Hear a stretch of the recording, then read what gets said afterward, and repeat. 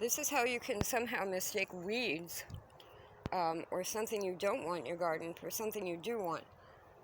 The whole place is overrun, and the bittersweet is basically killing everything. I'll be able to cut some of it back, but I really need the landscapers to come through and do this. We're going to talk about that bush in a minute. Now, I have let the ground cover stay in a few areas of the garden. I have pumpkins. Same as last year. The two in this position at the lower end of the garden are much smaller than those. All of them have bloomed already, but they haven't extended their vines yet. But anyway, this bush was at the corner of the garden. I took the clippers, I cut it all the way back. I said, oh, I don't know what that is.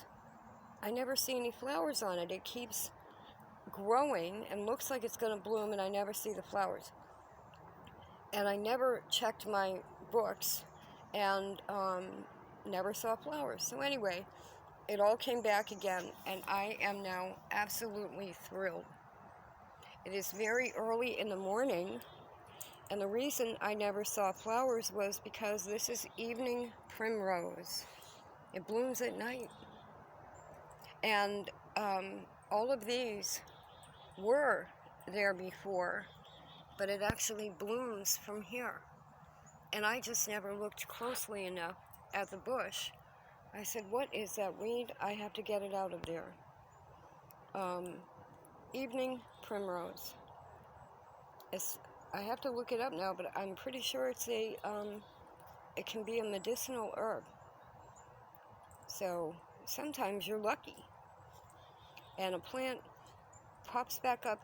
Now the reason this is probably here, I used to have it all along the back fence.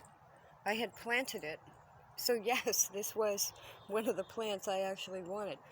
I used to have mugwort and evening primrose all along the back fence. And I guess when there are a lot of them, enough of them bloom too late in the evening.